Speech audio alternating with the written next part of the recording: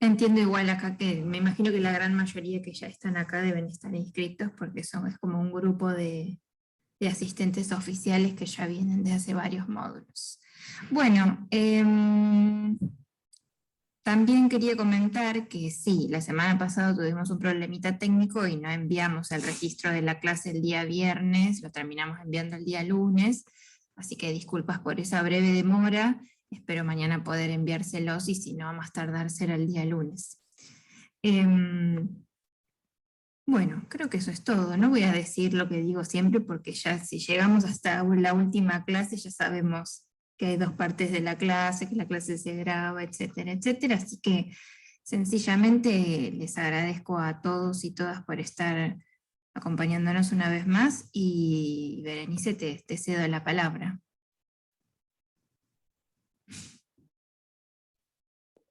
Muy bien, gracias Carolina. Buenas tardes a todas y todos. Todes. Un gusto ver algunas caras que ya conozco de las últimas semanas. Qué bueno. Sí, ya llegamos al último encuentro. Eh, y bueno, vamos a tomar, como siempre, la segunda parte para charlar, para que ustedes intervengan, hagan los comentarios, las preguntas que quieran, que incluso pueden remitirse a los encuentros pasados, aunque no están los invitados, pero por ahí, llegando a este punto, hay cuestiones interesantes que nos permiten ir hacia atrás o, bueno, volver sobre algún aspecto de lo que estuvimos viendo en las últimas semanas. Compartir pantalla.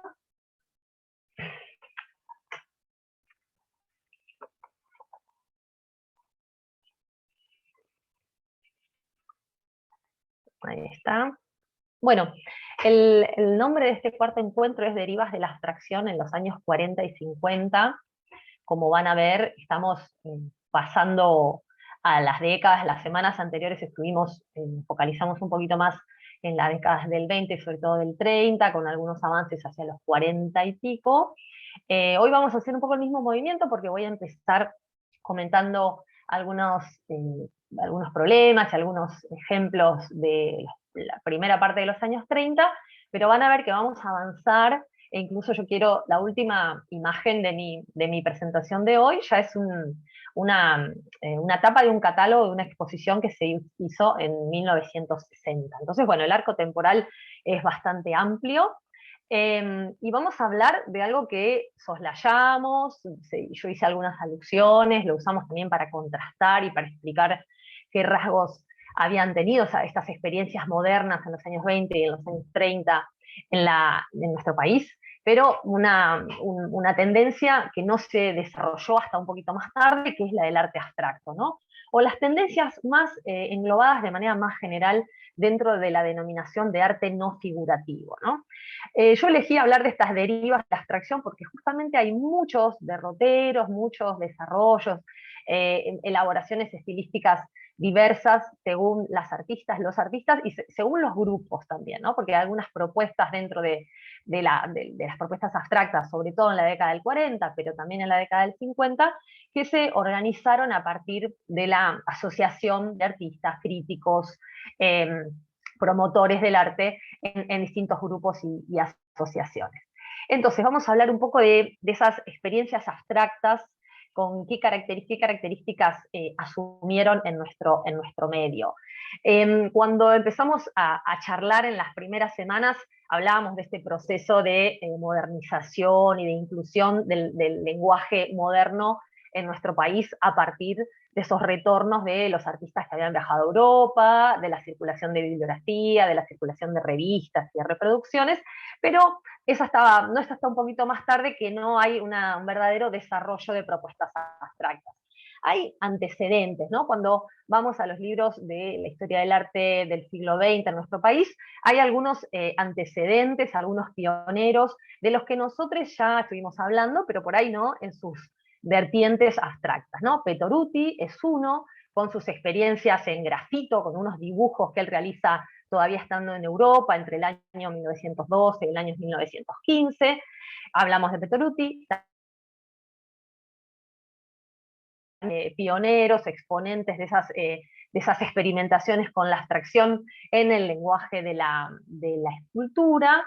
No hemos hablado en particular, pero también dentro de estos antecedentes de los desarrollos abstractos está Lucio Fontana, por ejemplo, y Juan del Prete es un artista que mencionamos, no me acuerdo, creo que no vimos imágenes, pero por algún motivo lo mencionamos, que también es uno de estos pioneros en la experimentación con la abstracción. Lo que tenemos que considerar cuando hablamos de estos antecedentes, de estos pioneros, es que no definieron su estética en términos puramente abstractos, ¿no? Sino que las búsquedas abstractas, la experimentación abstracta, las tentativas abstractas convivieron con una parte de su obra que siguió siendo figurativa. Esto corre figurativa, o bueno, renovada en su lenguaje del contacto con el post-cesarianismo, con el post-cubismo, como en el caso, con el futurismo también, como en el caso de Petoruti. Con Del Prete pasa lo mismo, ¿no? Del Prete ha sido un artista que se movió con mucho desparpajo, con mucha libertad, y aprovechó, podríamos decir, para su obra distintos estilos, distintas formas de pintar con las que había entrado, con las que entró en contacto en su estadía europea. Postcubismo, futurismo, bueno, y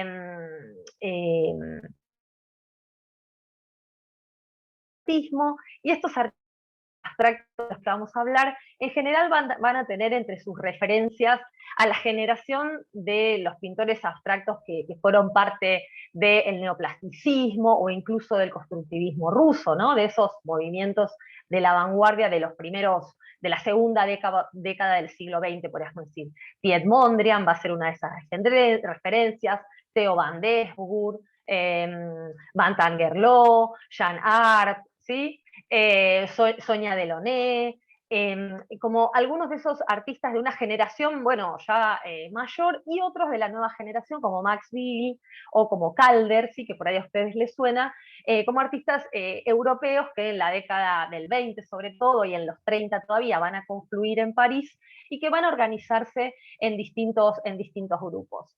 Del Prete es de origen italiano, vive con su familia en Argentina, se forma en Argentina, va a estar vinculado va a pintar pintura del puerto, ¿sí? De la Boca, y va a exponer en la Asociación Amigos del Arte, esta institución promotora de la modernidad de la que ya hablamos, y va a ser gracias a una beca que le va a otorgar la Asociación Amigos del Arte, que va a ser su primer viaje a Europa en el año 29, ¿sí? Entre el 1929 y 1933 va a ser esta experiencia europea en la que va a entrar en contacto. Le va a interesar la pintura de Matisse, le va a interesar la pintura de Picasso, la pintura clásica también, pero también va a estar en ese momento de efervescencia de los desarrollos abstractos y de una serie de desarrollos abstractos europeos que lo que hicieron fue marcar su diferencia en relación al surrealismo, ¿no? Rechazaban el surrealismo y estaban a favor de una estética concreta, de una estética abstracta, en términos generales de una estética no figurativa, como decíamos antes. Juan del Prete va a participar de un grupo que se llamó Abstracción, Creación, Arte No Figurativo, ¿no? Lo digo así un poco, lo digo en castellano, pero su nombre es en francés.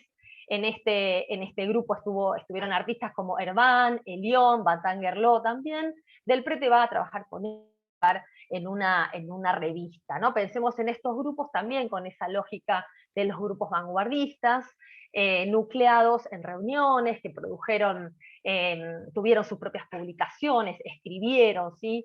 Debatiendo y teorizando o reflexionando sobre sus ideas plásticas.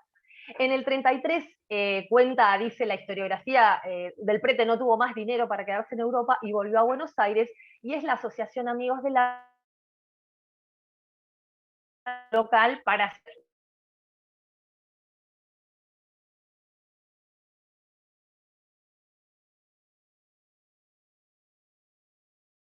en los que, en el pasaje entre los años 20 y los 30, que Del Prete estuvo en Europa. Hizo distintas exposiciones, la crítica fue bastante silenciosa en relación a la obra del Prete, no hubo una acogida cálida o interesada de estas propuestas, el medio fue bastante hostil para este artista en la década del 30, pero esto va a ir cambiando, y en la del 40 se va a convertir en un referente para una generación de jóvenes artistas que van a estar investigando en una estética concreta, que son los artistas de los que vamos a hablar un poquito más tarde. En la década del 50 también cambia esa recepción para Del Prete y va a tener reconocimientos, exposiciones, premios, y bueno, su obra pertenece a colecciones de distintos museos y estas que vemos ahora pertenecen a la colección del Museo de Arte Moderno, ¿no? Van a ver que el corpus que elegí para hoy, la serie de imágenes que elegí para hoy, es casi toda, tiene su representación de una manera fuerte en la colección del Museo de Arte Moderno. Puede ser que algunas obras ya las hayan visto colgadas o no, o que las vean en el futuro, pero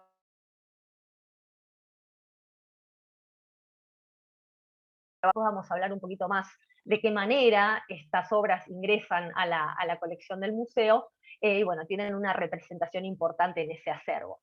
Como pueden ver en estas dos imágenes, estamos efectivamente frente a composiciones abstractas, ¿sí? A obras no figurativas, trabajadas con una geometría bastante.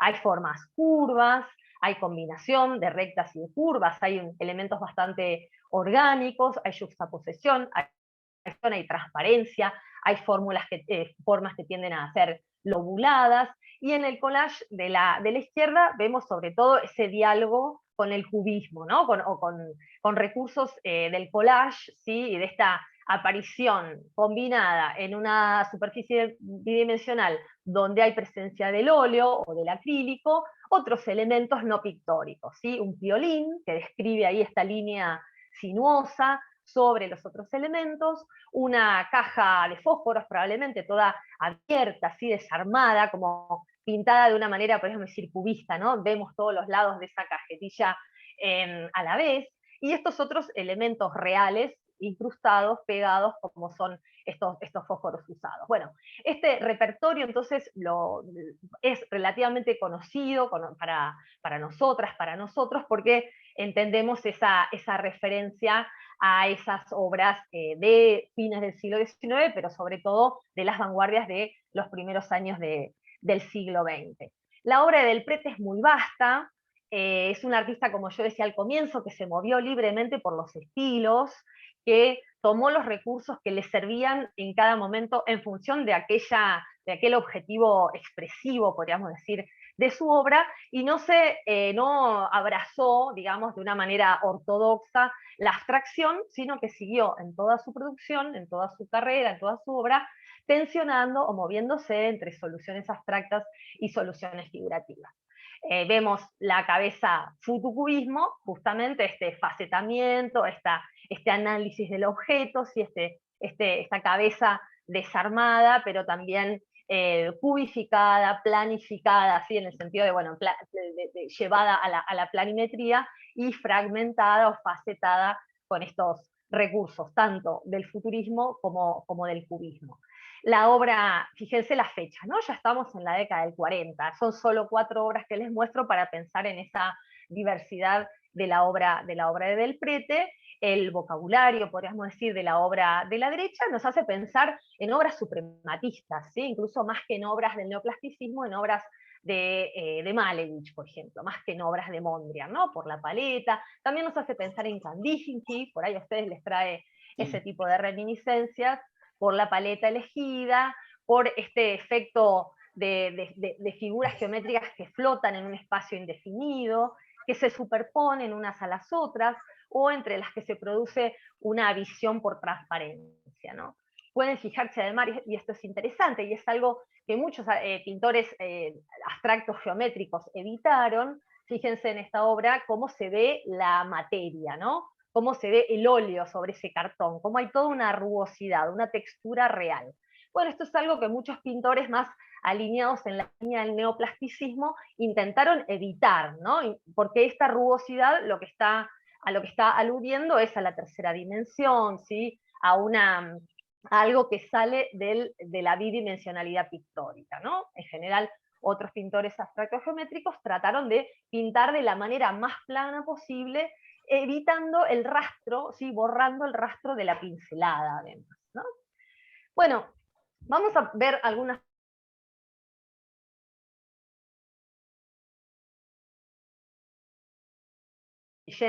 Era su sobrenombre familiar, en términos un sobrenombre yiddish. Fue la mujer Del Prete desde el año 37, ¿no? es Ignacio Pirovano, que esta figura importante también para la colección del Museo de Arte Moderno, la que le presenta a Allende el trabajo de Del Prete en 1935, en ese momento en el que Del Prete mostraba en Buenos Aires las obras que estaba haciendo con este lenguaje no figurativo. Los dos artistas se conocen, van a ser compañeros desde entonces, y Gente, que es una artista que ya tenía una formación, que además tenía estudios en filosofía, que había hecho en la Universidad de Buenos Aires, y después una formación artística seguida en Chile, con pintores chilenos que habían hecho, de la misma manera que nuestros argentinos de los años 20 y de los años 30, habían hecho esa experiencia de formación parisina en los talleres de André Lot y de otros artistas de ese momento de los talleres parisinos. Gente hacía otro tipo de pintura, y es una pintura primero más naturalista, más clásica, después familiarizada con la renovación del lenguaje de las vanguardias, y es en este contacto, esta relación que empieza a tener con Del Prete, que empieza a investigar en una línea no figurativa, ¿no? Que es ejemplo de eso es lo que tenemos en estas tres imágenes. Una de ellas pertenece al Museo de Arte Moderno. Gente también va a hacer exposiciones en la Asociación Amigos del Arte, y también va a tener esa forma no dogmática, podríamos decir, no ortodoxa, de aproximación a las figuras, a la no figuración. Fíjense cómo en la composición de 1937 hay elementos que nos hacen pensar en una composición cubista, ¿no? Hay algo ahí que remite como un instrumento musical, si bien la composición es abstracta, pero hay elementos en el motivo que nos hace pensar en un collage o en una pintura cubista, y hay un tratamiento que es abstractizante, ¿no? Es un tratamiento abstracto, hay planos de color pleno, de colores algunos más saturados, otros más desaturados y quebrados, y hay una ruptura, digamos, de una juxtaposición y un efecto también de cortado, de ruptura de los planes entre sí, ¿no? Se produce un efecto de profundidad entre esa forma en blanco y las otras formas que aparecen por detrás, la marrón, la negra, ¿no? Hay algo que tiene que ver como con una naturaleza muerta cubista, si ustedes quieren. Hay algo muy diferente en otra composición, que es justamente mucho más curvilínea, que es el ejemplo que tenemos en el medio, ¿no? Que es todo parte de una serie de témperas de Gente en las que trabaja estas formas tan orgánicas, lobuladas, tan suaves, que se superponen y que se dejan ver por efectos de transparencia, que hace también que se modifiquen los colores. Esto en una misma gama de azulados, grisáceos. Otras soluciones también por los mismos años, 37, 39, tiene que ver con la composición abstracta del año 39, que tenemos bien a la derecha, en donde esos planos de color, que también tienen, digamos, remiten estas formas lobuladas, están cerrados por estas líneas de borde gruesas en color negro, ¿no? Que nos hacen pensar un poco en una composición de tipo vitral. Y si ustedes abstraen un poco justamente esas manchas de colores, también la composición remite a una estructura que tiene que ver, nos hace pensar en una naturaleza muerta. Del Prete y Gente se convirtieron entonces en una pareja de referencia para los jóvenes artistas que se acercaron a sus exposiciones. Se habían acercado primero a las exposiciones de Del Prete del 34, del 35, después conocen a Gente en exposiciones un poquito más tardías, y van a ser el grupo de artistas que va a estar reunido en torno a la revista Arturo, que va a mostrarles a estos artistas un poquito mayores cuál era, digamos, el proyecto de esa revista y las ideas que desarrollaron en esa revista. Sin embargo, estos Gente y Del Prete y el grupo de los artistas de la revista Arturo no van a coincidir en todas sus ideas, ¿no? Los artistas de Arturo van a ser un poco más estrictos, más dogmáticos, van a desarrollar algunas ideas y a sostenerlas de una manera un poco más pura, y van a distanciarse también de Del Prete y de Gente, porque muchos de sus recursos plásticos, como decíamos, van a ser usados con libertad, de manera desprejuiciada, pasando entonces entre distintos tipos de recursos y de estilo, e incluso lo mismo sucede con Yente, sin abandonar completamente elementos que tienden a la figuración en sus obras. No son los casos de las obras que yo elegí para mostrarles hoy.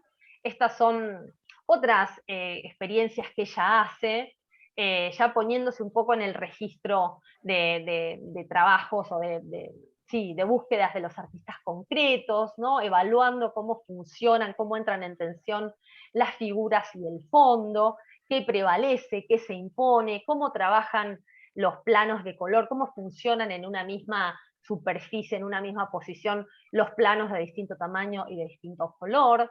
Para esto Yente va a saltar al trabajo con piezas tridimensionales, ¿no?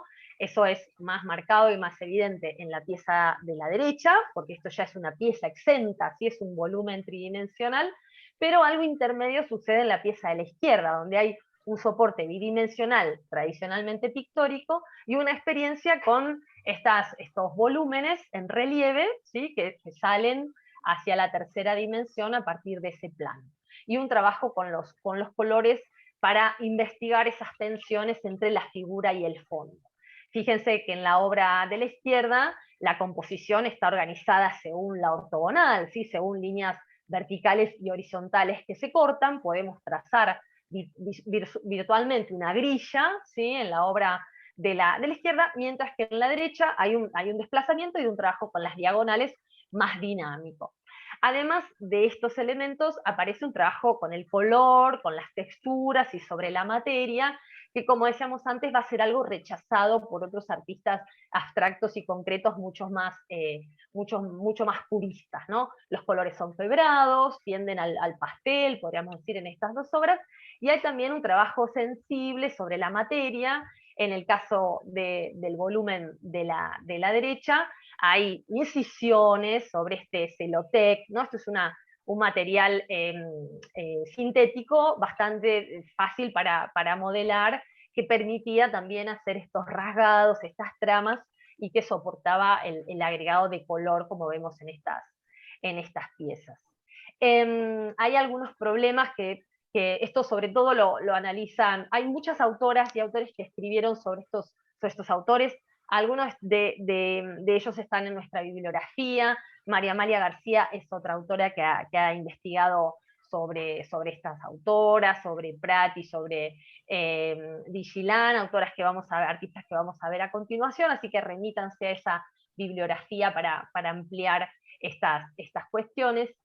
Pero bueno, se puede anticipar, se pueden ver preocupaciones que van a estar desarrollando los artistas del grupo de la revista Arturo en cuanto al marco recortado y a la reflexión sobre el coplanar, ¿no? Sobre las relaciones de las figuras, las formas coloreadas sobre el mismo plano y estas tensiones entre figura y fondo de las que hablábamos.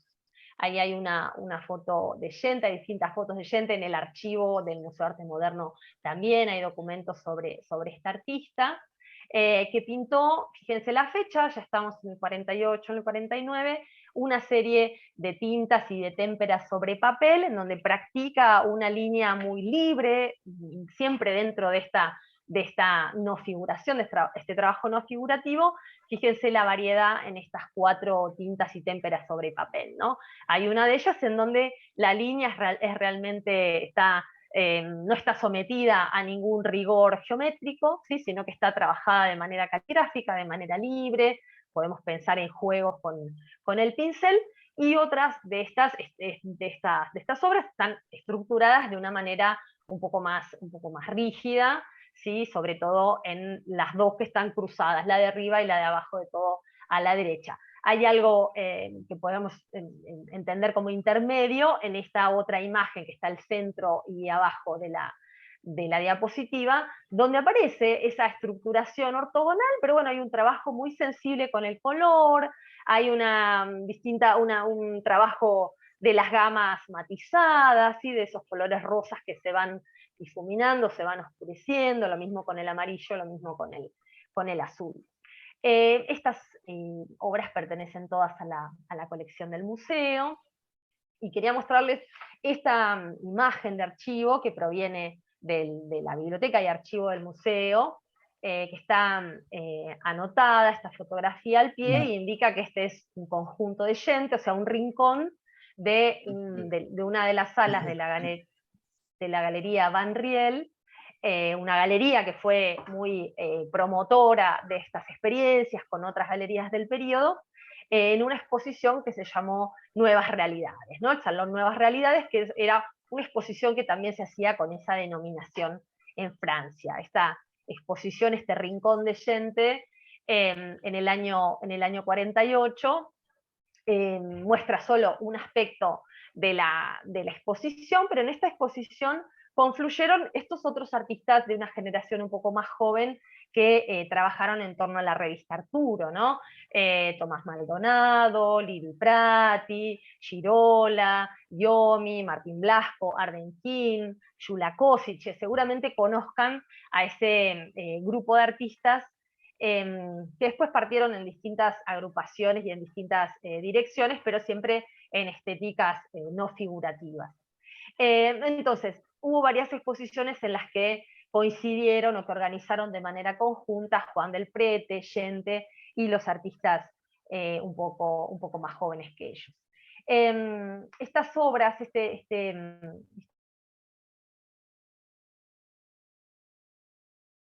el Museo de Arte Moderno, cuando el museo estaba dirigido por Hugo Parpagnoli, que fue crítico, escritor, que fue el segundo director de la institución entre el año 63 y el año 69, que fue la fecha de su fallecimiento.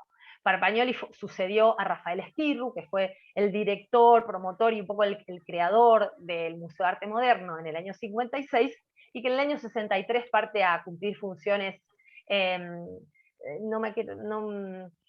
creo que en la OEA, pero ahora se me hizo un blanco, y entonces pasa la dirección del museo a Hugo Parpagnoli, y a Parpagnoli le interesó adquirir obra de Gente, que también donó otra parte del corpus que existe en el museo, porque le interesó ir un poquito más atrás, podríamos decir, o sea, representar en la colección del museo estas contribuciones de estos pioneros y pionera del desarrollo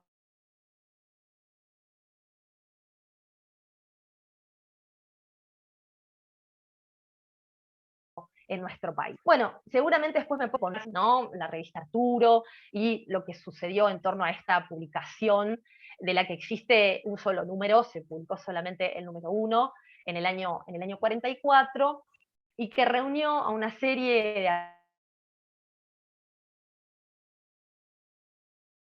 de posiciones estéticas y políticas también, ¿no es cierto?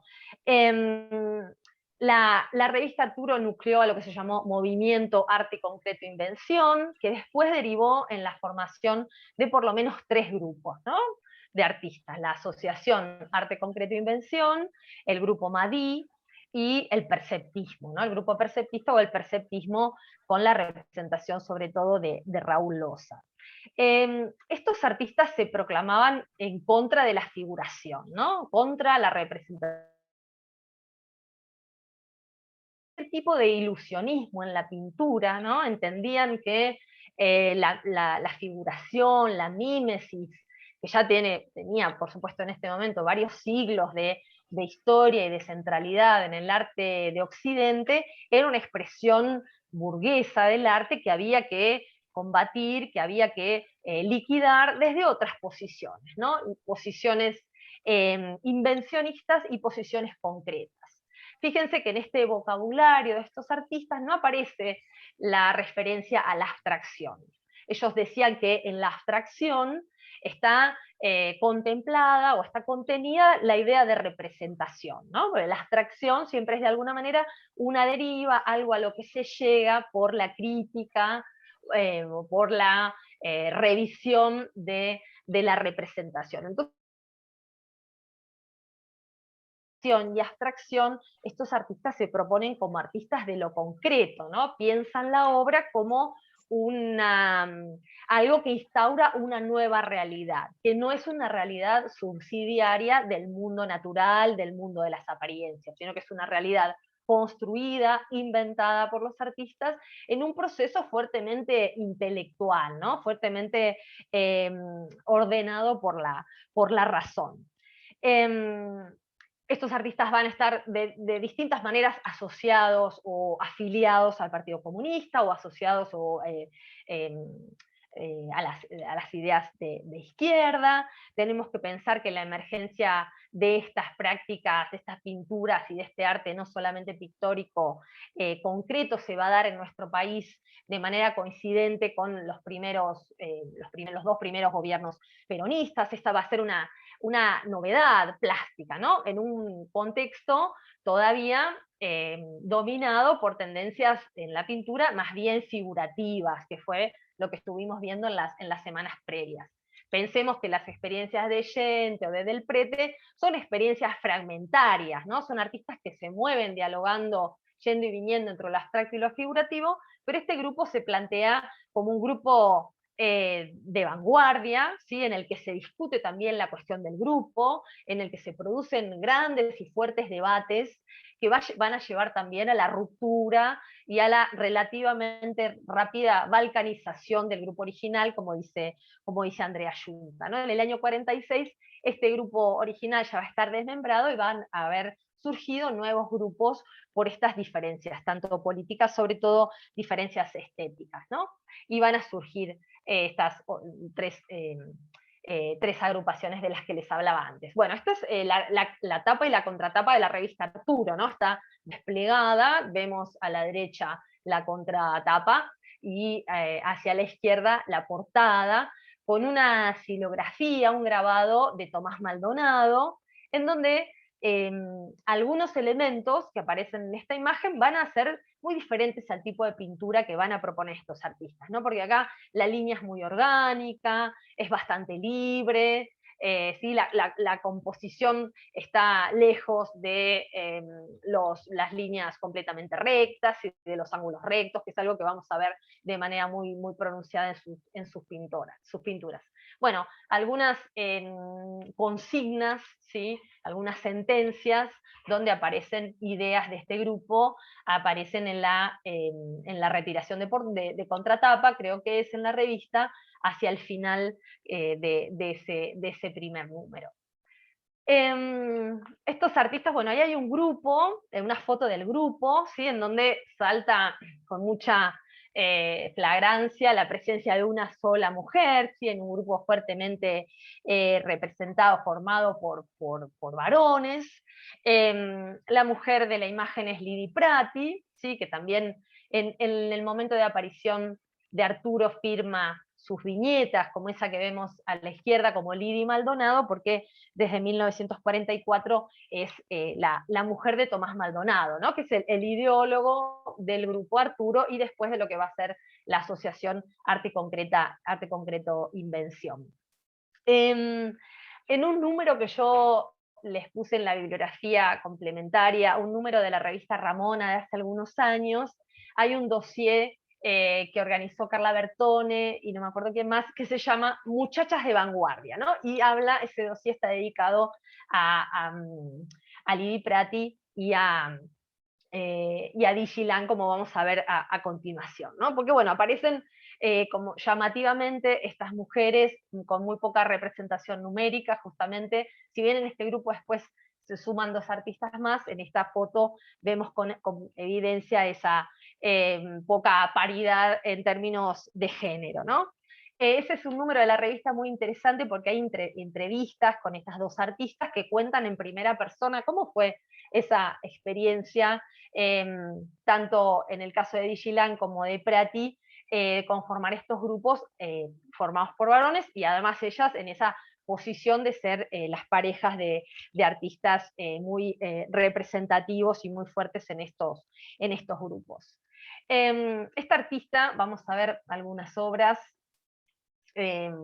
no sigue una educación artística formal, ¿sí? En 1944 se conoce con Maldonado y se empieza a familiarizar con esta estética y con las discusiones que se daban al interior del grupo. Va y va a experimentar, y algo de eso podemos ver en esta obra, una de las ideas fuertes que aparecen teorizadas en ese único número de la revista Arturo, que es la idea del marco recortado, ¿no? Si bien esta es una pieza que es con un formato rectangular, esa forma que vemos al interior, ¿sí? Con esos bordes irregulares, que además ustedes pueden darse cuenta que está elevado, ¿sí? Es un relieve, es una pieza pintada en madera que está pegada sobre un soporte rectangular, nos hace pensar en esa idea. En la revista Arturo aparece un artículo firmado por Rod Rothfuss, donde va a hablar del marco como el problema más importante de la estética actual, ¿no? De la estética actual del año 44-45. En ese artículo, este artista reflexiona sobre cómo la historia de la pintura, o la pintura a través de la historia, se había ido despojando de distintos elementos, ¿no? Se había ido criticando y revisando la centralidad de la mímesis, ¿sí? Había puesto en evidencia progresivamente la bidimensionalidad, había dejado de ser una ventana abierta al mundo, ¿no? Que era esa idea fuerte del Renacimiento, pero sin embargo no se había despojado de un elemento que la llevaba todo el tiempo a convertirse en esa ventana abierta al mundo, que era el marco rectangular, ¿no? Entonces, bueno, una de las propuestas, una de las líneas sobre las que van a experimentar los artistas concretos y los artistas del grupo Madí también, va a ser sobre el cuadro, sobre el marco recortado, ¿no? Obras que no terminan o que no tienen un formato rectangular, aún siendo pictóricas, sino obras en las que ese borde, ese marco, está resuelto de manera integrada con el color y con la forma de la obra, ¿sí? No funciona como un aditamento o como un recurso artificial o impuesto predeterminado, sino que está al revés, podríamos decir, está al servicio de la composición y no se impone de manera regular y rectangular como en la tradición. Bueno, Lili Prati va a participar de estas discusiones, va a ser muy importante su participación en la forma que tiene la revista, esas viñetas como la que veíamos en la diapo anterior van a separar páginas y artículos, es un elemento, es casi el elemento más abstracto de todos los que acompañan los textos en la publicación, y Lili Prati va a ser también la que va a ponerse en contacto, va a descubrir la pintura de Mondrian en publicaciones de la época y va a insistir para que en la revista haya la reproducción de una obra de Mondrian, una obra de la que esta imagen que vemos acá puede ser un poco una variación, es una obra que su organización es ortogonal y no diagonal, como en esta, que tiene resuelta en negro, en blanco sobre todo, pero que tiene un rectángulo en color rojo, y Lili Prati cuenta en estas entrevistas que les mencionaba cómo esa partecita pintada en rojo se resolvió a mano, ¿no? Ella la pintó con ayuda de Kossice, pintó cada uno de los rectángulos de color rojo y la agregó en la reproducción de la imagen de Mondrian en la revista, porque las técnicas de impresión de una imagen en color en ese momento eran caras y difíciles de abordar para este grupo de artistas, entonces se resolvió de esa manera casera, podríamos decir, artesanal. Esto me lleva a comentarles algo que también sirve para contrastar un poco las trayectorias de los artistas de los que hablamos en las primeras semanas y las de estos artistas. Pensemos que en estas experiencias del grupo reunido en torno a la revista Arturo, en este momento Tomás Maldonado tiene 24 años, Lili Prati también, 24, 25, son artistas que podríamos decir todavía no fueron a Europa, ¿no? Esa circulación insistente de los argentinos yendo a terminar de formarse en Europa desde el pico, y sobre todo con el estallido de la Segunda Guerra Mundial en Europa, ¿no? Entonces, las carreras, las trayectorias de estos artistas son diferentes a las de Petoruti, Sur Solar, ¿no? Los artistas que habían, Berni, incluso, que habían ido más temprano a... Estos artistas van a hacer estos viajes un poquito más tarde, ¿sí? En el año 50, en el año 52, eso es el caso para Lili Prati, para Allende también. Bueno, esta es una obra de Lili Prati que pertenece a la colección del Malva, con una investigación visual, podríamos decir, similar a la de esta otra obra, ¿sí? En donde hay un interés por investigar las relaciones entre la figura y el fondo, ¿sí? ¿Se acuerdan que con esta idea de rechazar todo iluminismo, algo que se rechazaba era la figura en un fondo, ¿no? Porque bueno, ya el poder discriminar en una pintura figura y fondo, ya no se está hablando de una ilusión de espacio, ¿no? Aunque ese fondo sea muy plano y la figura también sea muy plana y bidimensional. Entonces estos artistas buscaron distintos recursos, podríamos decir, para anular o para ver, digamos, de qué manera podían resolverse esas relaciones entre el continente y lo contenido, ¿sí? Entre la figura y el fondo, ¿no? Qué tipo de vibraciones se producían entre, por ejemplo, esta superficie amarilla, amarillo-anaranjada, y los distintos elementos geométricos con esas variaciones en la posición de los cuadraditos, que en algunas situaciones son cuadrados, en otras están girados hacia un rombo, y los distintos elementos cromáticos que aparecen también como variaciones en esa regularidad formal. Más regular, podríamos decir, es esta pintura, ¿no? Donde también aparece, podemos trazar virtualmente esa grilla de horizontales y verticales, organizando de una manera muy estática toda esa composición. Más dinámica es la imagen que veíamos acá, ¿no? Bueno, en el caso de Lili Prati y de Vigilan, la artista de la que vamos a hablar a continuación, las carreras de estas mujeres artistas tienden a disolverse, ¿no? Tienden a desaparecer. En los años 50, tanto una como la otra van abandonando progresivamente su práctica como pintoras, sin embargo van a tener otras inscripciones en el mundo del diseño, por ejemplo, en el mundo editorial, y van a participar, el caso de Lili Prati, por lo menos, en una importante publicación que se fundó en Buenos Aires en 1970, que fue la revista Art Inc., ¿no? Que fue una revista importante para el mundo de las artes visuales y para la crítica de arte. Es interesante, es importante pensar el lugar de estas muchachas de vanguardia, ¿no? En ese contexto dominado fuertemente por los varones, y trabajando con una estética, la estética abstracta, la estética concreta, que ha tenido, digamos, como utopía, digamos, donde la utopía plástica es una utopía sin sexo, ¿no? Podríamos decir. Para estas artistas trabajaron codo a codo con esos varones y adoptaron esa estética abstracta, ¿no? Ese lenguaje, no introdujeron novedades en ese lenguaje donde se pueda reconocer una reivindicación del género, una reivindicación de ese lugar de la mujer. Es un momento complejo, esto va a cambiar, por supuesto, con el tiempo, pero es importante pensar cómo algunos mitos modernos, ¿no? Como el mito de la abstracción, el mito del estilo abstracto, son mitos que están fuertemente masculinizados, ¿no? Trazados según criterios masculinos. Eso no solo para este momento, ¿no? Sino para toda la historia del arte. Sobre estas artistas, en los últimos años hay trabajos, hay recuperación de su obra, de sus archivos, ha habido grandes exposiciones, la producción de catálogos. Algo de eso yo les compartí, les pongo a disposición con la bibliografía del curso. Creo que estoy un poco atrasada. Bueno, no. Bueno, como decíamos, con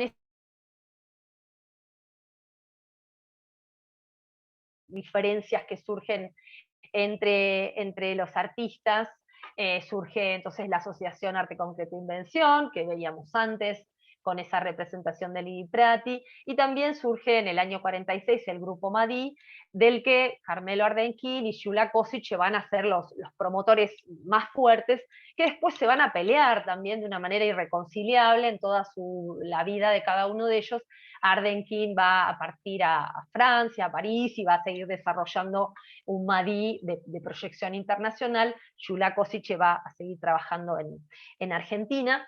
Dentro de las posiciones de Madí, además de, por supuesto, esta idea de una estética concreta, de una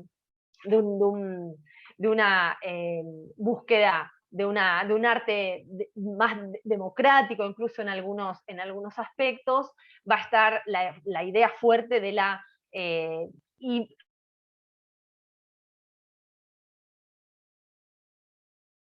arte concreta invención, el fuerte, el lenguaje había sido un lenguaje pictórico, el lenguaje de la experimentación fue fuertemente pictórico, aunque hubo también algunas proyecciones a la arquitectura. Madí, en cambio, proponía trabajar, hacer de todas las artes Madí, ¿no? Hacer danza Madí, poesía Madí, literatura Madí, música Madí, escultura y pintura Madí. Entonces, ustedes seguramente conozcan, porque tiene fuerte representación en el Malva, por ejemplo, en el Museo de Arte Moderno, en el Museo Nacional, sobre todo en el Malva, los móviles, el Rosci, hecho por Košice en el año 44, ¿no? Objetos y esculturas articulables, pensadas originalmente para una manipulación por parte del público, para una transformación. Dentro del grupo Madí, Košice fue un pionero y un innovador con las luces de neón, con el trabajo con el agua, con los acrílicos, ¿no? Como seguramente ustedes conocen mucha de su obra.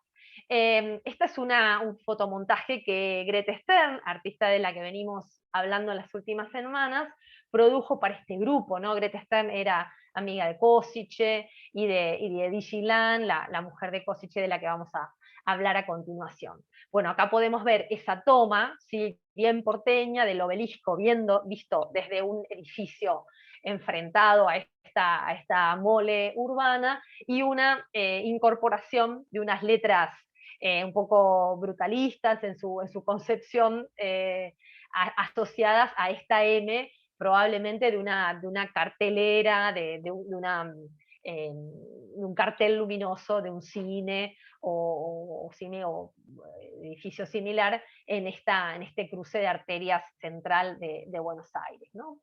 Bueno, traje como ejemplos un par de obras de Digilan, también una artista Madí, que era la mujer de Yula Košice.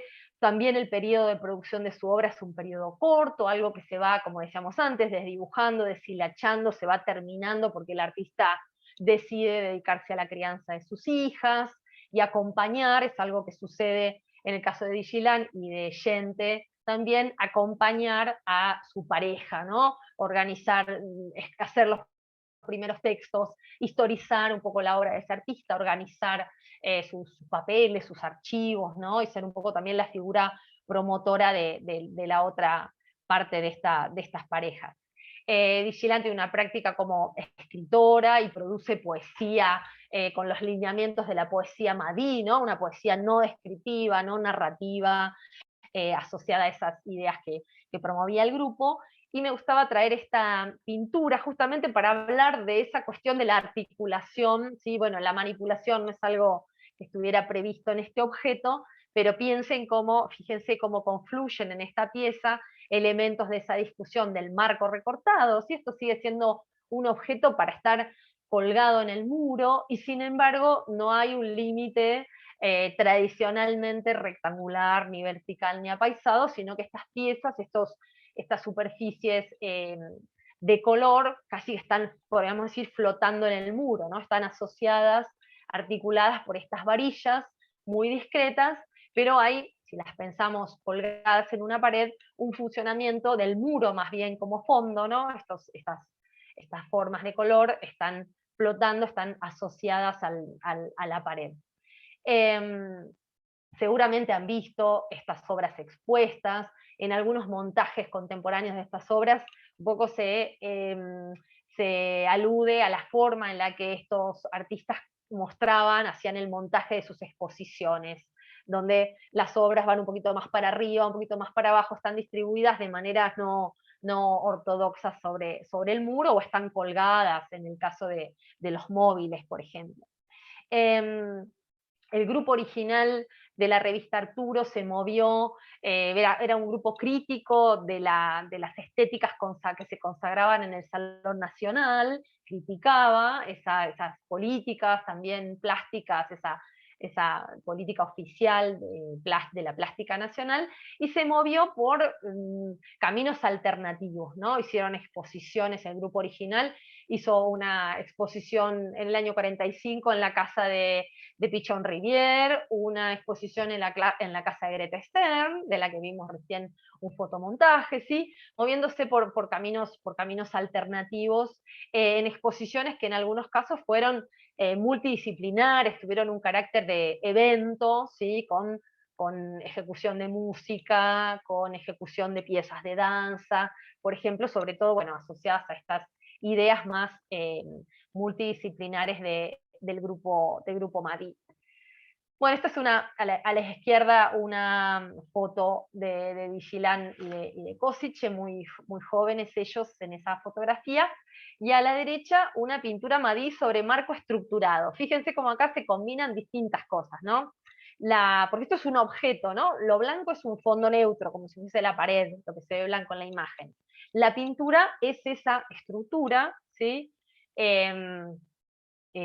Irregular, ¿sí? Pero que ya no es marco de nada, ¿no? Sino que es en ese borde donde sucede lo pictórico. ¿Sí? Bueno, estas son todas experiencias que después van a estar potenciadas un poquito más tarde por otras búsquedas, pero que están tensionando los límites de lo pictórico, ¿no? Y van a llevar progresivamente a una ampliación de lo que concebíamos anteriormente, tradicionalmente, como pintura, como lenguaje de la pintura. Muchas de estas obras, bueno, esta pertenece al Malva, no es un buen ejemplo, pero otras de las que vimos antes fueron donadas en el año 1980 al Museo de Arte Moderno por Ignacio Pirovano, ¿no? Este coleccionista, en sus años más jóvenes pintor también, empresario, que tenía con su hermano una casa de decoración y de mobiliario que se llamaba Conte, y que también mandó una, ¿no? como coleccionista de arte y promotor también y de algunos artistas. Lo hemos ido mencionando a Pirovano así de manera salteada.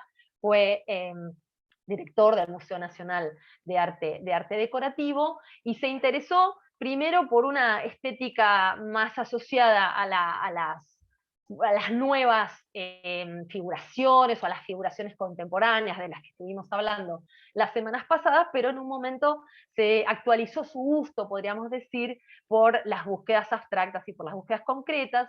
Entonces una buena parte de su colección estaba formada por muchas de las obras que vimos. En el año 80 Pirovano donó esa colección al Museo de Arte Moderno, y es por eso que actualmente sumándose, podríamos decir, a esa gestión de Parpagnoli de las que yo les hablaba más temprano, bueno, lograron, digamos, o confluyeron en el acervo del Museo de Arte Moderno.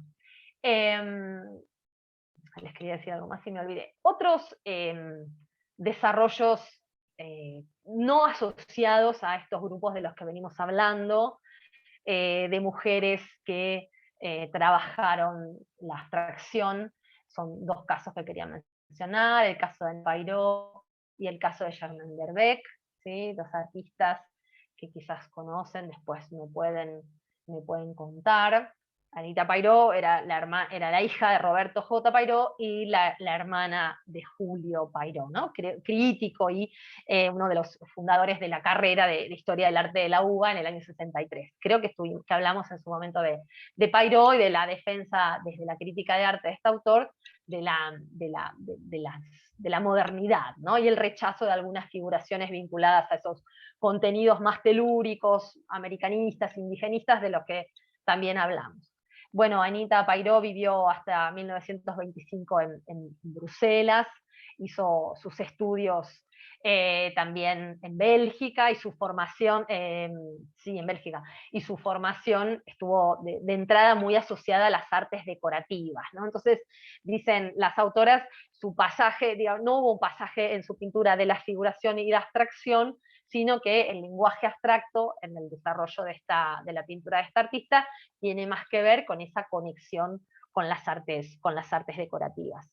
Estas son 2 obras. Hubo en la exposición El Canon Accidental en el Museo Nacional de Bellas Artes, que seguro muchos visitaron, curada por Georgina Glusman, hubo representación de obras de Anita Pairó y de Germaine Derbeck, creo también, no estoy segura, no me quiero confundir. Germaine Derbeck fue la mujer de Pablo Curatela Manes, el escultor del que hablamos hace 15 días. No me voy a detener en él, dijimos que había tenido una carrera como embajador, o como embajador de Francia en Argentina. Se conocen en París con esta artista que estaba formada también en los talleres y en las academias parisinas de los años 20, se conocen y viven muchos años en Francia, y es en el periodo de la ocupación por los alemanes de Francia que la pareja se muda a la Francia de Vichy. Es en ese momento en el que Germaine Derbeck abandona la figuración y estructura su lenguaje dentro de la abstracción. Una abstracción geométrica, ¿sí? Diferente a algunas cosas que vimos antes, y sobre todo a algunas derivas entonces del lenguaje abstracto que vamos a ver a continuación. Germaine Derbeck en Argentina hizo una carrera importante como gestora y como promotora, porque estuvo al frente de la Galería Lirolai en los años 60, entre el 60 y el 63, que fue una de las galerías que dio lugar, junto con el Centro de Arte del Instituto de Itela y otras instituciones,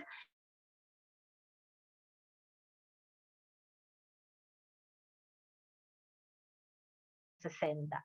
Y también fue parte del grupo que creó la revista Artinf, en donde decíamos antes que también participó Lidi Prati, esto con otras autoras, ¿no? Bueno, voy a pasar rápidamente a que miremos algunas cuestiones ya de los años 50. Obviamente esto que estamos mostrando ahora es solo una de las líneas dentro de la producción del arte nacional, no es que estábamos viendo hasta la semana pasada se pusieron a hacer arte abstracto ni nada por el estilo, ¿no? Sino que estamos viendo, yo estoy, digamos, organizando algunos nodos, algunos recorridos posibles. A comienzos de los años 50 se crean distintas agrupaciones y asociaciones de artistas en las que van a confluir, algunas van a ser más puristas, más a favor de la abstracción geométrica, y en otras van a confluir tendencias surrealistas y tendencias que vienen de la abstracción concreta, ¿no? En la bibliografía yo les recomiendo leer un trabajo de Cristina Rossi, que habla en particular sobre estas asociaciones y sobre la colección de Pirovano en el Museo de Arte Moderno, ¿no?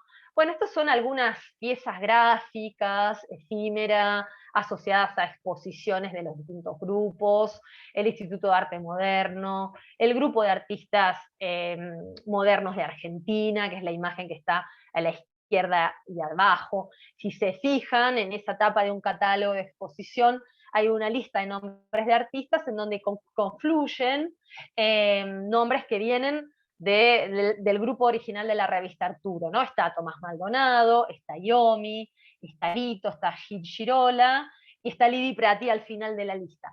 Pero ahí se juntan esos artistas que vienen de esa tradición concreta, abstracta, geométrica, con artistas independientes, ¿no? Que no estaban necesariamente alineados con esa estética, y es en esa confluencia, en ese grupo que va a estar organizado por Aldo Pellegrini, donde van a surgir cuestiones novedosas. Bueno, la imagen del centro hacia arriba es una gráfica del grupo 20 Pintores y Escultores, que era un grupo que estuvo organizado por Ernesto B. Rodríguez, el crítico que promovió también el grupo Orión. Hacia abajo está una imagen de la Asociación Arte Nuevo, también de un grupo organizado por Carmelo Ardenquín, en el que también participa Aldo Pellegrini, y hacia la derecha 2 imágenes de la Asociación de Arte No Figurativo. Entonces, esta imagen para mostrar que digamos, la variedad de esas derivas que siguió la abstracción en la confluencia, como decíamos antes, de distintas tradiciones, ¿no? Incluso de la tradición surrealista. Sara Grillo es una artista que formó parte de ese grupo GAMA, ¿no? Grupo de Artistas Modernos Argentinas, o AMA, Artistas Modernos de Argentina, que como ustedes pueden ver, hay una abstracción bastante distinta a lo que veníamos viendo, ¿no? Hay una abstracción bastante libre, bastante sensible, en donde los planos de color, podríamos decir, si ustedes se fijan, no tienen los bordes rígidos, los bordes de esas manchas de color son suaves, ¿sí? Y estas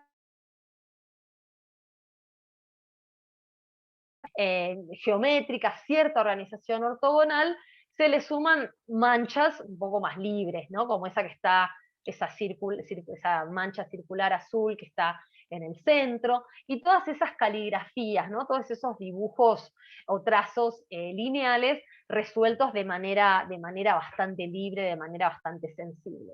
Esto para pensar una de esas formas que siguió este derrotero abstracto, más allá de esa ortodoxia más fuerte que representó la que estaba postulada por la Asociación Arte Concreto Invención, ¿no? Hay también un movimiento como, bueno, de rechazo o de liberación de ciertas poéticas por ahí muy estrictas en ese sentido, ¿no? Del rechazo a la ilusión, del rechazo de la profundidad y del trabajo con los bordes duros, podríamos decir, ¿no? Hay como un relajamiento de la forma, un trabajo interesante con el color, ¿sí? Fíjense en esta obra que es un poquito posterior a la anterior, como está trabajada toda esta estructura, esta composición que está regida por la geometría, soltura, esas figuras geométricas parecen estar un poco flotando en planos de color, y a su vez hay una riqueza cromática muy interesante. Bueno, Sara Grillo es una artista, era pareja de Fernández Muro, otro de los artistas del grupo de arte moderno, va a viajar a Europa a fines de los años 40, entre los 50, y después va a estar en Nueva York a mediados de los años 60, ¿no? Cuando a mediados de los años 60 confluyan en esa ciudad muchos artistas argentinos, desde Yuyo Noé, Marta Minujín y otros de los que no vamos a llegar a hablar, ¿no? Eso ya es otro recorte posible para hablar del arte de nuestro país del siglo XX. Bueno, acá ya van a ver que las imágenes están datadas un poquito más tarde, 1959, 1960, hacia 1955, 1966, depende de los autores, hay una aparición de nuevas rupturas, entramos ya en esta vía como de expansión del campo de lo pictórico, de una manera más vehemente ese canon que se había instalado como un canon abstracto, y va a haber desarrollos muy interesantes que van a confluir después o van a ser nombrados como informalismo, en el año 57 más o menos, en donde la abstracción va a ser una abstracción de tipo gestual, que va a estar un poco mezclada o inspirada con algunas poéticas existenciales, sobre todo de un tipo de pintura que se estaba haciendo en ese momento en Francia, también en Estados Unidos, ¿no? Pensemos en Jackson Pollock, que seguramente ustedes conozcan, y sus trabajos ya en la línea del dripping y del goteo desde el año 46.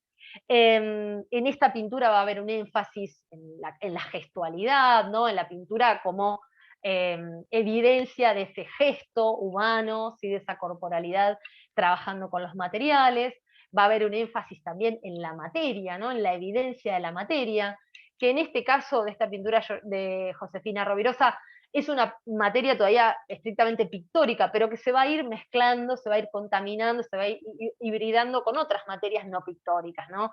Chapas, cartones, telas, arpilleras, ¿no? Podemos pensar en las pinturas de Kenneth Kemble, que seguro conocen. Y va a haber un énfasis, una tendencia a lo antiformal, ¿no? O sea, una tendencia informalista o antiformalista, ¿no? Esas abstracciones regidas por la geometría se van a desarmar, van a ser criticadas y va a imponerse la gestualidad, la mancha, el dinamismo, la espontaneidad sobre cualquier tipo de trama o de composición de tipo ortogonal, como veníamos señalando en los casos anteriores. Bueno, hay mucha actividad entre el 55 al 59, Yuyo Noé habla de un festival de grupos, ¿no? Bueno, el mismo grupo de la nueva figuración se empieza, si bien va a tener su nombre más tarde, se empieza a agrupar desde el año 59, va a estar Alberto Greco también trabajando en esta estética gestual y con énfasis en lo material. El grupo del sur va a estar haciendo otras cosas, no necesariamente esto, pero bueno, va a haber distintos grupos y distintas exposiciones que van a congregar estas pinturas que desde 1957, como les decía, se conocen como pintura informal o pintura informalista, ¿no? Va a haber, fíjense, es una gráfica de la primera exposición del movimiento informalista, hecha en el año 59, que reunió a estos artistas que aparecen en la lista, ¿no? Barilari, Alberto Greco, Kenneth Kemble, Olga López, Massa, Pucciarelli. Bueno, un ejemplo de una obra de Pucciarelli que pertenece a la colección del Mamba, ¿no? Fíjense qué valores tan bajos, colores muy quebrados, en general en nuestro país. En general, el informalismo estuvo muy asociado al informalismo de Saura, de Tapiés, de distintos pintores españoles, entonces no fue, en términos generales, una pintura colorista, sino más bien una pintura de tierras, de quebrados, ¿sí? de valores muy, muy bajos. Esta exposición, si se fijan en el detalle, dice Museo de Arte Moderno, Museo Municipal Eduardo Sívori, Buenos Aires. Bueno, fue un proyecto, una exposición organizada por el Museo de Arte Moderno, con dirección de Esquirru, en este momento, museo recién creado, que en 1959 no tenía sede propia, ¿no? El Museo de Arte Moderno lo dirige Esquirru desde el 56, pero hasta el 60 no tiene sede, ¿no? Es un museo fantasma, un museo itinerante, que se las rebusca, podríamos decir, en asociaciones con otras instituciones, como el Museo Sívori, o con galerías, para mostrar, para realizar sus exposiciones. Esto va a cambiar en 1960 con el piso, creo que eran 2 pisos destinados al museo, en el gran edificio de Mario Álvarez sobre Avenida Corrientes, el centro que se llama ahora Centro Cultural General San Martín, ¿no? El edificio modernista moderno, que se inauguró en 1960. Bueno, para mostrar algunas otras imágenes de este momento, esta gran pintura negra, gran pintura, pues una gran pintura, por ahí la conocen, la han visto, mide 2 metros por 3 metros, pertenece también a la colección del museo. Estos artistas, no todos, pero había una intención de introducir en lo pictórico o en el arte lo antiartístico, ¿sí? Lo que podía llegar a ser feo, lo que no se ajustaba a otras del momento. Esto se va a ir pronunciando en el año 61, 62, progresivamente, y algo de esto aparece en este texto, que es algo que dijo Alberto Greco. ¿Sí? Cuando llegué de Brasil, mi sueño era formar un movimiento informalista terrible, fuerte, agresivo, contra las buenas costumbres y las formalidades, ¿no? Había en la base de muchas de estas pinturas ese objetivo, ¿sí? De, bueno, molestar, de mostrar algo diferente, de correrse de los cánones, correrse de lo establecido, incluir en lo pictórico lo que hasta ese momento no era considerado pictórico. Las rutas del informalismo, bueno, siguen distintas suertes que no vamos a desarrollar ahora. Fíjense, miren un poco esta pintura de Greco, cómo se ve la materia, ¿no? El enchastre, el empaste.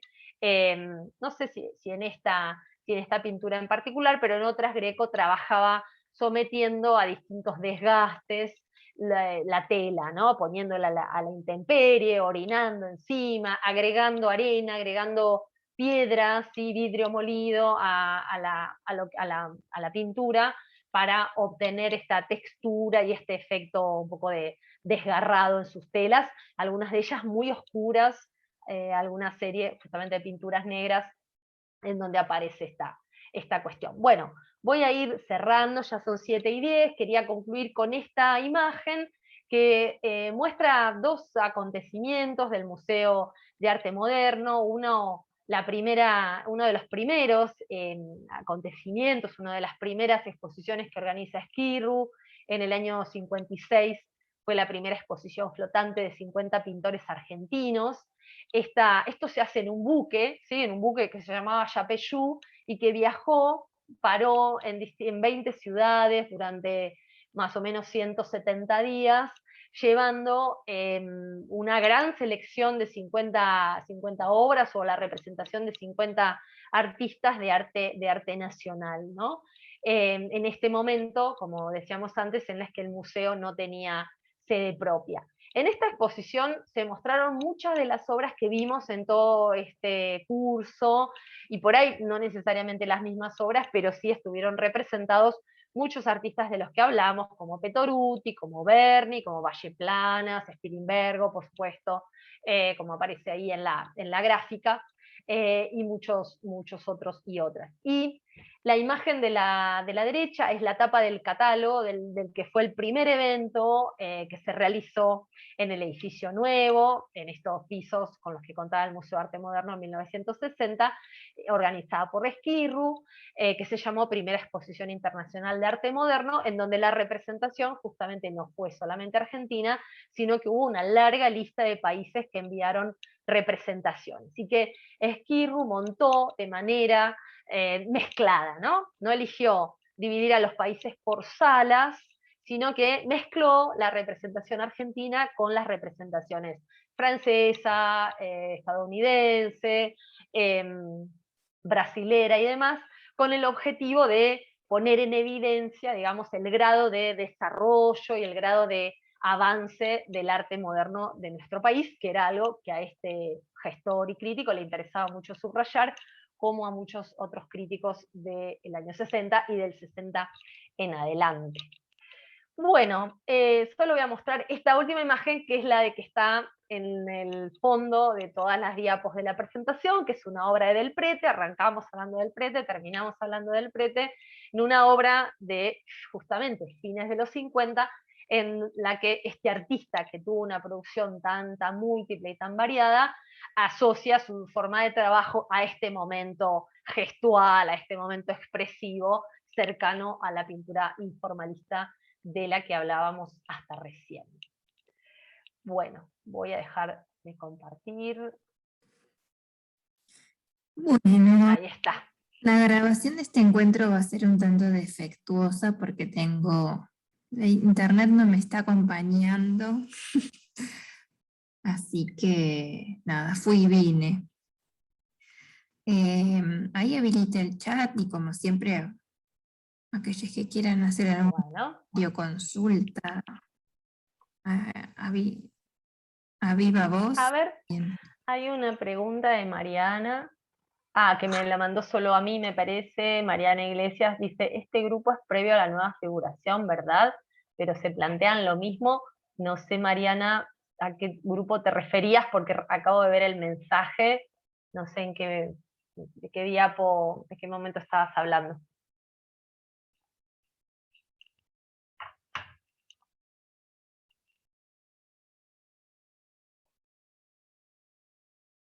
Bueno, no sé si Mariana está, podría usar el chat.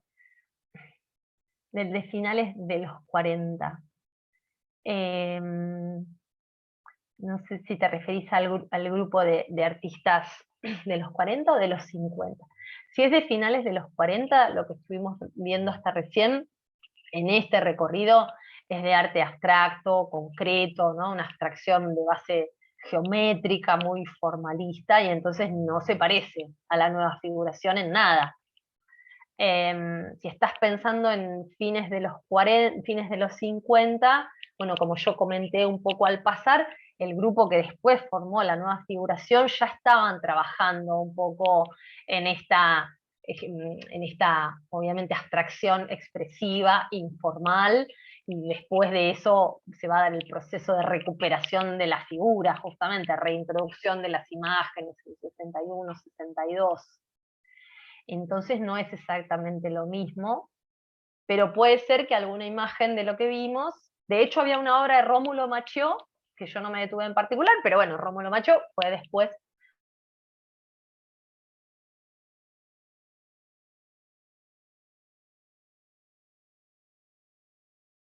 Se cuestionaba el uso de la figura humana No sé ahora, porque en todo lo que vimos hoy hay cuestionamiento del uso de la figura humana. De hecho, no vimos nada donde hubiese figura humana. Vimos composiciones geométricas, planas, otras no tanto, y después vimos, bueno, una abstracción expresiva, ¿no? Con énfasis en lo pictórico, que si ustedes conocen, como yo decía antes, un poco, ¿no? La pintura de Jackson Pollock, la pintura antes, la pintura de de Kooning, ¿sí? Pero por otro lado conocen a los franceses, ¿no? Dubuffet, por ejemplo, aunque en Dubuffet, por ejemplo, no hay abandono completo de la figura. Pero bueno, la mancha, el tipo de mancha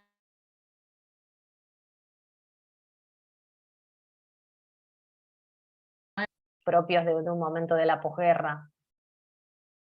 Bueno, dice que no, que no me preocupe, que lo reveo. Bueno, por ahí no vamos a tener otra instancia en la que intercambiar, pero fíjate, perfecto. Sí.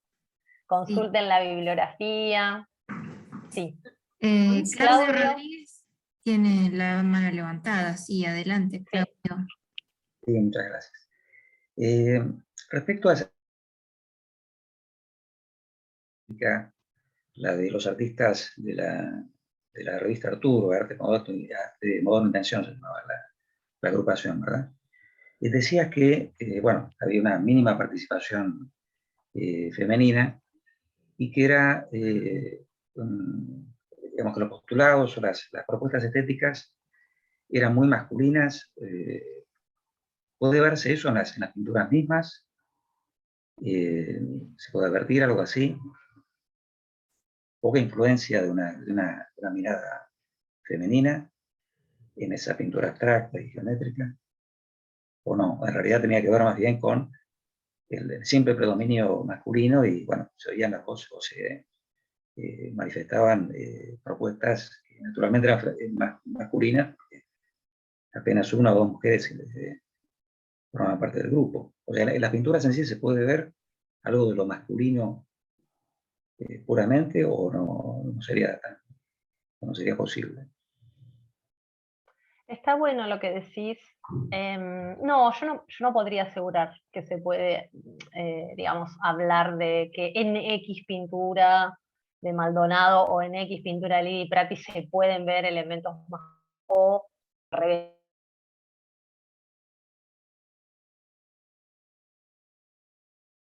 de una elaboración y de una legitimación de ciertos rasgos como canónicos en un momento, en este caso, bueno, el canon del arte abstracto, ¿no? Ahí confluyen distintos elementos, no está únicamente determinado ese canon por elementos plásticos y nada más, ¿no? Por cuestiones que se pueden reconocer en el lenguaje plástico y nada más. Confluyen definiciones, ¿sí? Formas de vincularse entre los grupos, formas de circular las obras o de postular las obras en el espacio público. Entiendo que definiciones podría ser una buena, definiciones que no son solamente plásticas, ¿no? Sino que son también ideológicas y son reflexivas y filosóficas. En ese sentido, esas esas definiciones han quedado en la historia del arte como producciones más bien masculinas que femeninas, por el simple hecho, no solo por el simple hecho, sino por, bueno, una presencia numérica preeminente, eso es claro. Esto es interesante, para mí yo traté de introducir ahí una idea que desarrolla Andrea Yunta en su libro de Arte y Feminismo en América Latina, donde habla de distintas formas en las que se puede identificar el problema o lo femenino o el feminismo en obras de distintos momentos y de distintos artistas, ¿no?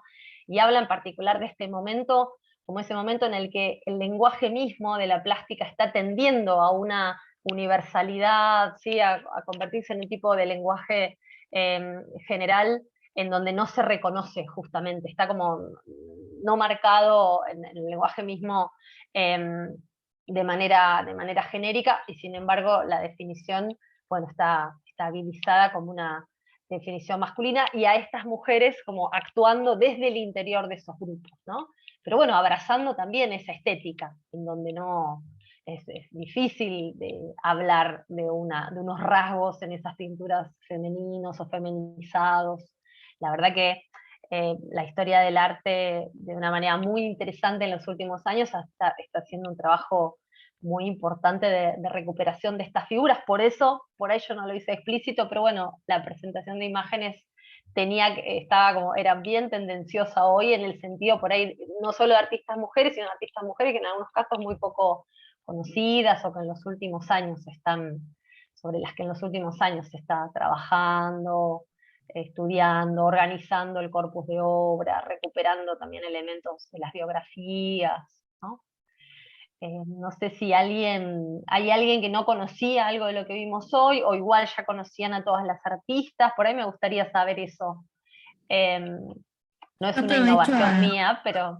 a comentar que, bueno, sin duda me llamó la atención la gran cantidad de artistas mujeres y, bueno, en parte las conocía, pero no hace tanto, pero se debe a que las empezamos a conocer este año en el museo, ¿no? Que de hecho una de las propuestas del departamento de curaduría fue igualar la cantidad de obras de artistas hombres con la cantidad de obras de artistas mujeres, que claramente no hay una diferencia como muy grande.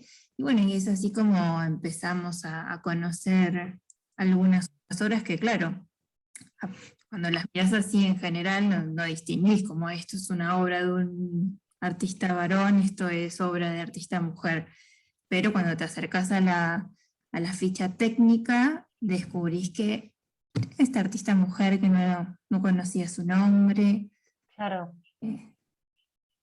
nada, como movimientos que se empiezan a dar tarde o temprano que están buenísimos. Sí, digamos, las revisiones desde una perspectiva feminista de la historia del arte entienden que ese trabajo tiene que ser un trabajo no solo formalista, sino un trabajo contextualizado, ¿no? De dónde vienen esas producciones, o sea, qué historia, qué trayectoria artística tuvieron esas mujeres. Digamos, no es una reescritura de la historia del arte o concepción de una nueva historia del arte que se puede hacer solamente observando aspectos plásticos, aspectos formales de las obras, ¿no? Sino que hay un trabajo importante para considerar otras determinaciones de género, bueno, bastante en lo posible transversales, ¿no? De clase, de raza, ¿no? Para entender de dónde vienen esas obras, por qué hay tan poquitas, por qué no se sabe cuántas hay, por qué no se sabe dónde están, ¿no? O sea, qué suerte corrieron, por qué no hay datos biográficos Y de otro esas aspecto artistas. muy curioso y muy recurrente es que muchas veces las obras de artistas mujeres aparecen al lado de sus parejas, ¿no? Del Prete con Gente, con Marta Boto, como que siempre en pareja muchas veces cuando Claro. están mujeres, así que sí. mucho que trabajar. No me acuerdo cuál, pero en el Museo, viste, de Bellas Artes, que la muestra tiene infinidad de cuadros de mujeres. No conocía, pero infinidad. La verdad que me llamó la atención la cuantiosa producción. Cuadros que por ahí están desaparecidos, que está la foto de ese cuadro. Y hay una, no me acuerdo quién era, pero yo le pregunté a una persona de la puerta, me llamó mucho la atención, tampoco sabía, supo decirme. La fecha de nacimiento estaba como en 1800 y pico, fecha de muerte no tenía. Desapareció esa persona, se fumó esa mujer, ¿qué pasó? No sé, viste, cosas muy raras. Mucha obra desaparecida, mucha obra tapada, y mucha producción, me llamó la atención así toda. Sí, también creo que algo de esto hablábamos un poquito con Ana Sol hace 2 semanas, cuando uno estudia los salones nacionales, salones provinciales, la presencia de mujeres era muy grande, por ahí en categorías o en géneros de la pintura que no eran los géneros mayores, porque obviamente, ¿no? Una tradición de prácticas de otros géneros por el género, por el otro género. Pero una fuerte participación y también premiación de obras de mujeres y demás. Pero después la historia del arte ha sido selectiva en aquello que eligió jerarquizar o legitimar. Entonces hay muchas cuestiones que se suman, muchas capas de lecturas en las que se privilegiaron unos recorridos, unas trayectorias, y otras fueron descuidadas. Entonces eso que parece tan pavo, ¿no? Como ese dato documental de fecha de la muerte, a mí me está pasando ahora con un trabajo que estoy haciendo, que tengo que ir a mirar los diarios por mucho tiempo, un diario por diario, diario, hasta quedar con un dato de un fallecimiento, con un obituario, ¿no? Bueno, eso es un trabajo, sí, un trabajo para hacer, que da cuenta eso, de un descuido, de una ceguera, de una invisibilización, obviamente, que es de lo que estamos hablando en general. El canon accidental es la exposición curada por Georgina Glusman en el Museo Nacional de Bellas Artes, y de hecho el catálogo lo pueden buscar porque hay una versión en PDF descargable del catálogo, entonces eso es un material importante para tener. Bueno, muchas gracias por los saludos, por las gracias por las gracias de Cecilia, Adriana. No sé si alguien más quiere hacer un comentario. Hay dos A ver, preguntas. sí. Una que me llegó por privado de María José, que dice: hola Berenice, ¿cuáles son a grandes rasgos las claves de la abstracción lírica o las diferencias de esa vertiente con la postura de los concretos? Bien, primero que no vimos abstracción, pero yo hablé un poco hacia la pasada, lo que pueden mirar sobre todo es la obra por ahí del Grupo del Sur, ¿sí? Pero pueden pensar en general como en una pintura abstracta, en unos fondos neutros, por ahí no necesariamente planos, por ahí no necesariamente tintas completamente planas, como esos fondos, por ejemplo, de Lidi Prati, y después un trabajo de manchas o de líneas más libres, ¿sí? No sometido a los ángulos rectos o al trabajo con una geometría más dura. No me voy a meter mucho más por ahí, pero ahí los invito a buscar más material y leer un poquito más sobre abstracción lírica. Eli dice, en una de las obras de Lidi Prati, tiene el fondo amarillo con rombos y un solo cuadrado rojo, me hace pensar en que quizás representaba la poca cantidad de presencia de mujeres con respecto a la masculina, la diferencia en la forma y el cambio de posición. Bueno, puede ser una interpretación, hay que ponerlo con muchas comillas, es una lectura en una clave muy personal, en una clave muy contemporánea, que es algo que también se puede hacer en la historia del arte, no es algo imposible de hacer, ¿eh? Pero bueno, para trabajar un poco más esa idea. Es una interpretación contemporánea, no podemos adjudicarle a Lidi Prati tranquilamente esa intención en el momento de componer esa obra de esa manera.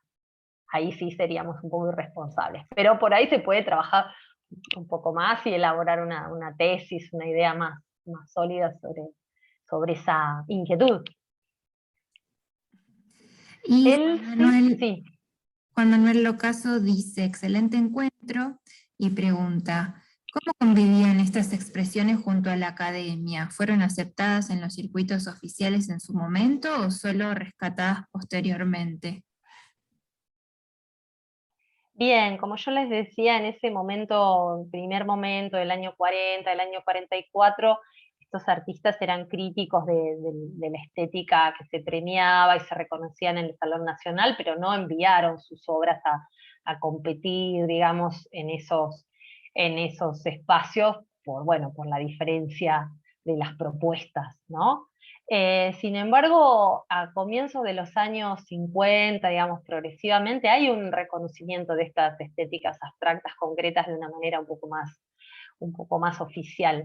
Es interesante, esto lo trabajó bastante Andrea Yunta y otras autoras, pensar también estas prácticas tan modernas y tan despegadas de la figuración y despegadas del realismo, en el contexto del peronismo, ¿no? Hay trabajos hechos pensando en si hubo censura o persecución de estas manifestaciones.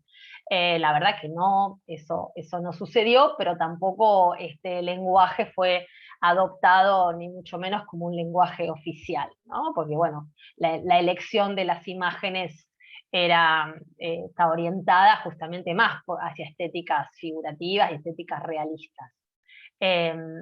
pero estos artistas del primer núcleo se movieron en espacios, hoy diríamos espacios autogestivos, espacios alternativos, ¿no? Haciendo exposiciones en pequeñas galerías del circuito privado, en casas de amigos, ¿no?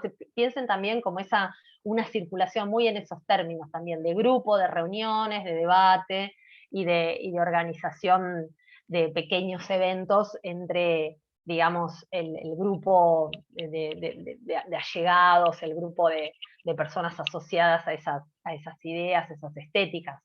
Las reuniones en la casa de Tomás Maldonado, sí, hay distintos trabajos sobre eso, las cosas que se discutían ahí, como muchas de esas ideas fueron también las que estuvieron en el origen de los desarrollos de lo que después fue la carrera, por ejemplo, de diseño gráfico, diseño industrial en las universidades nacionales, más allá de la práctica de la pintura, que es sobre todo de lo que hablamos. Y él sí me dice si podía ampliar sobre el perfeccionismo, pero no sé, Elsie, a qué te referís con el perfeccionismo, no es algo de lo que yo haya hablado. Hola. Hola. Lo que había entendido es que el grupo Arturo se disuelve y se desglosa en arte concreto invención, en el grupo Madrid, y bueno, tal vez me confundí, pero creí entender que hablaste de una línea como perfeccionismo. No, perceptismo, mira, ahí está. Ah, bien, sí. El audio me falló. Y Raúl Loza fue, digamos, el pintor y perceptismo, ¿sí? Y uno de sus hermanos y también el teórico profesor Abraham Haber estuvieron asociados a esa práctica de la que pueden ver obra en distintas colecciones del museo. Yo no tomé nada hoy de perceptismo porque al hacer ese recorrido más en derivas abstractas con obras de mujeres no me detuve en el perceptismo, que fue un pequeño grupo, muy pequeño grupo, con un tipo de obra que sobre todo Raúl Loza sobre la que siguió investigando hasta, digamos, en toda su producción. Obra abstracta, planimétrica, pero mucha investigación sobre la función coplanar, ¿no? Sobre cómo se relacionan sobre un mismo plano de color, ¿sí? Otros planos, otras figuras coloreadas, ¿no? Qué tipo de relaciones se establecen. Loza elaboró todo un lenguaje, podríamos decir, ¿sí? Hizo distintas experiencias para buscar también las relaciones más armónicas entre colores, entre formas y entre cantidad de colores sobre el plano. Si conocen una obra de Raúl Loza, saben reconocer de ahí en más todas las obras de Raúl Loza, así que los invito a googlear después para tener en cuenta esa tercera pata de esa ruptura del grupo original de Arturo. Grupos, tanto el perceptismo como Arte Concreto e Invención, como Madí, que escribieron manifiestos, esto yo creo que no lo reforcé, o sea, muy en la línea de lo que fueron los grupos de vanguardia de comienzo del siglo XX, ¿no? Posiciones muy, muy fundamentadas, muy razonadas, muy reflexionadas, muy intransigentes también, ¿no? Que llevaron justamente a estas rupturas. En eso que les sugerí leer, en ese dossier de la revista Ramona sobre muchachas de vanguardia, creo que es, no me acuerdo cuál de las artistas, dice que había una lucha de egos terrible entre Kossice, Maldonado y Ardenquín, ¿no? O sea, bueno, no solo los debates por los fundamentos estéticos o las grandes ideas, sino también las luchas entre las personas, los choques entre los sujetos y los individuos, ¿no? A ver, Alejandro dice, en términos comparativos con Latinoamérica, la Argentina estuvo adelantada o demorada en relación al arte moderno. Por ejemplo, la Semana del Arte Moderno en San Pablo fue en 1922. Bueno, en los años 20 hay unas fechas que son así paradigmáticas para los distintos países con respecto a estos ingresos de la modernidad. 1922 para Brasil, 1924 para Argentina. De hecho, yo un poco arranqué hablando de esa fecha, ¿no? Con la fundación, con la creación de la Asociación Amigos del Arte, con el retorno de Sun Solá, con el retorno de Petoruti, con las exposiciones ahí que dinamizaron el medio local. Después, las preguntas sobre adelantado o demorado son preguntas muy complejas, son preguntas un poco que nos ponen siempre en un aprieto, porque demorado o adelantado con respecto a qué, ¿no? O sea, con esto quiero decir que la historia del arte de nuestro país, casi desde que se inicia, está preocupada por esto, por si estamos adelantados, por si estamos atrasados, y eso está presente en todos los autores, incluso hasta el año 50, hasta el año 60. Yo recién les decía cómo a Rafael Esquirru, con ese montaje de la exposición de 1960, le interesaba poner en evidencia que estábamos al día, ¿no? Como el punto de llegada de algo que había sido una carrera, ¿no? Poner el arte argentino al día. Eso, digamos, funciona si uno tiene un poco la cabeza seteada de una manera que hace rato los historiadores del arte estamos tratando de abandonar, que es un seteo, una configuración muy europeizada, ¿no? Muy de mirar a Europa como el lugar que tiene la hora, y todo el resto de Occidente está ahí tratando de ponerse al día. La verdad es que ahora tratamos de desarmar esas ideas porque, bueno, suponen una posición ideológica, una posición política, entonces desarmarlas está bueno para pensar de otra manera, para pensar procesos que son procesos independientes, a veces son procesos simultáneos, pero son independientes entre sí. Entonces, no puedo decirte si hubo proceso de adelantamiento o de retraso.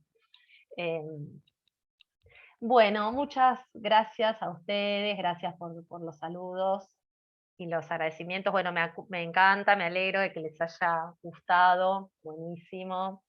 Es muy lindo el curso, es muy lindo todo el ciclo, todo el seminario, así que aprovechen estos espacios que son buenísimos.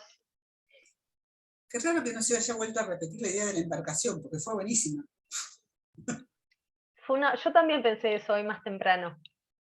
Carolina, te dejamos la inquietud, Caro, para que le pases al museo. La verdad que estaría buenísimo. La exposición flotante.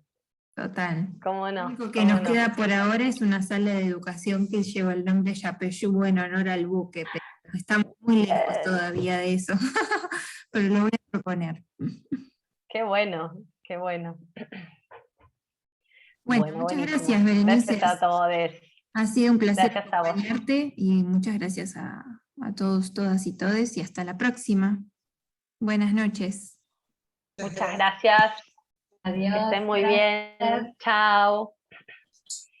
Saludos. Muchas gracias. Muchas gracias.